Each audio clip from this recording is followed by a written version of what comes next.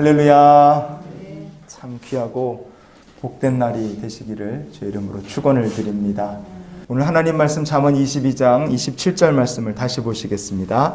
만일 갚을 것이 내게 없으면 내 누운 침상도 빼앗길 것이라 내가 어찌 그리하겠느냐. 아멘. 죄라는 게 도대체 뭐냐? 사람이 하나님 앞에서요, 언젠가 그리고 반드시 결산을 해야 할 무서운 빚입니다. 오늘 말씀을 통해서요, 우리를 향하신 하나님의 마음을 좀 나눴으면 좋겠습니다. 오늘 말씀해 보시면 갚는다 그랬죠. 이 갚는다 이렇게 번역된 히브리어 본문이 러살렘이라는 말입니다. 세 가지 뜻이 이렇게 있는 거예요.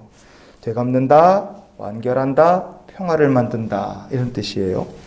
세상에서 사람이 만약에 살면서 물질을 빚졌다 그러면 그 빚 갚는 과정을 이렇게 설명해 볼 수 있죠. 첫째, 빚진 것을 다 되갚고, 두 번째, 부채 문제를 완결을 하고, 세 번째, 삶을 다시 평화롭게 만드는 것. 그게 빚 갚는 과정이라고 볼 수 있지 않겠습니까? 근데 만약에 사람이 갚아야 될 게 물질이 아니에요. 이 물질이 아니라 죄의 문제를 하나님 앞에 속죄하고 갚아야 된다. 그러면 이거 어떻게 해결하겠습니까? 인간이 지은 죄의 문제를 하나님 앞에 물질로 갚을 수 있습니까? 우리가 애쓰고 수고한들 죄의 문제를 완결할 수 있겠습니까? 그래서 제 가운데 사는 죄인이 평화를 이루며 살 수 있겠습니까? 불가능합니다. 죄는 물질 가지고 노력과 수고 애쓴다고 해서 이게 죄의 문제를 되갚는 것이 사람으로서는 불가능합니다. 그러면 인간이 반드시 갚아야 될 죄의 문제는 어떻게 이 죄라는 빚은 청산이 될 수 있는가? 주님이 이렇게 말씀하셨어요. 마태복음 18장 23절부터 25절까지 같이 보시겠습니다. 그러므로 천국은 그 종들과 결산하려 하던 어떤 임금과 같으니 결산할 때에 10,000달란트 빚진 자 하나를 데려오매 갚을 것이 없는지라 주인이 명하여 그 몸과 아내와 자식들과 모든 소유를 다 팔아 갚게 하라 하니. 아멘.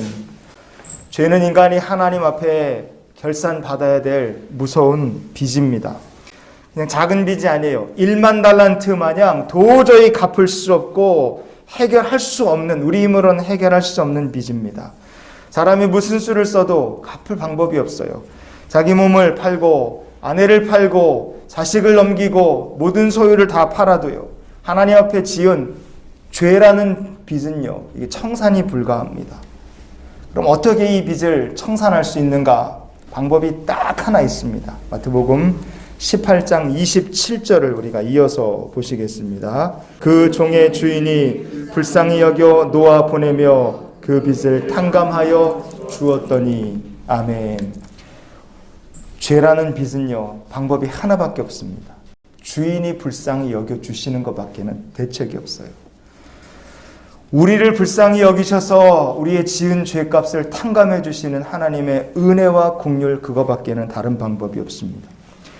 우리가 지은 하나님 앞에 범죄한 모든 죄에 대해서요, 아무리 애쓰고 수고한들 갚을 길이 없습니다. 10,000달란트예요. 그러나 하나님께서 은혜와 긍휼 베풀어 주시면 죄의 짐을 벗고 하나님 주신 은혜로 말미암아 참 자유를 그리스도 안에서 누리게 됨을 믿으시기 바랍니다. 오늘 본문에 보면 내 누운 침상도 빼앗길 것이라 그랬어요.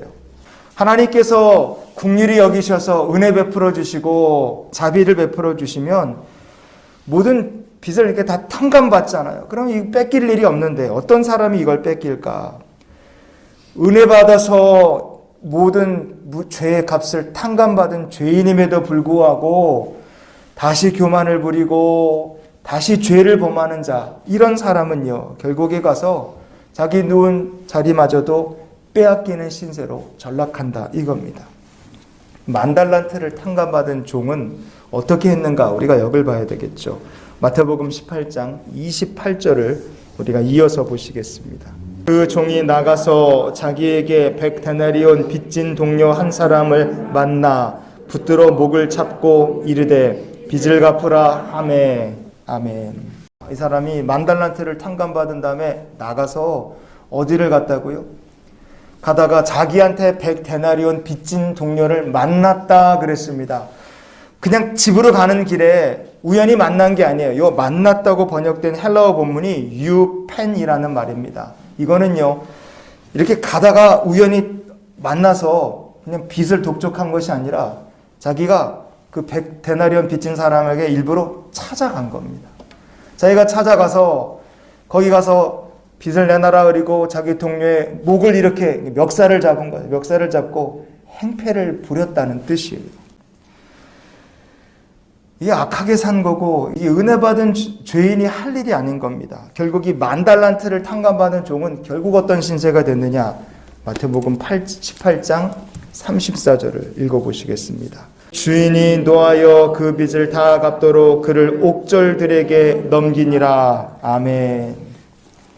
욕심 부리고 교만 부리고 죄 다시 짓고 죄 짓는 자리로 찾아가서 행패 부리고 그러다가 결국 이 종은 모든 것을 다 잃어버리는 신세가 됐어요. 내 누운 침상도 빼앗길 것이다. 오늘 말씀처럼 그렇게 된 겁니다. 성도 여러분, 오늘 말씀 한번 정리해 볼게요. 지은 죄의 대가는 아주 무겁고 무섭습니다. 죄는요 반드시 갚아야 돼요. 하나님 앞에 결산해야 되는데 이걸 결산할 방법이 사람에게 없습니다. 오직 하나, 하나님 우리를 불쌍히 여기셔서 십자가에 내어주신 예수 그리스도의 십자가 공로 외에는 죄라는 무거운 빚을 사람이 갚을 길이 없어요. 그 은혜 받은 것에, 그 구원 베풀어 주신 것에 감사하고 살고 그 구원의 은혜를 믿으며 살면 어떻게 됩니까?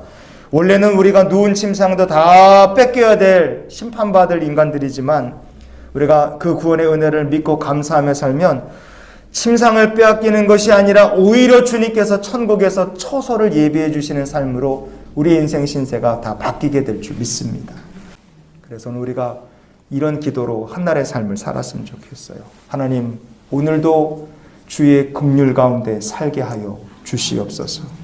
우리 다 10,000달란트 탕감받은 죄인처럼 하나님 앞에서 큰 감사, 그 은혜에 그저 엎드려서 주님 앞에 순종하며 주님과 동행하는 우리 모두가 되기를 예수님 이름으로 축원을 드립니다.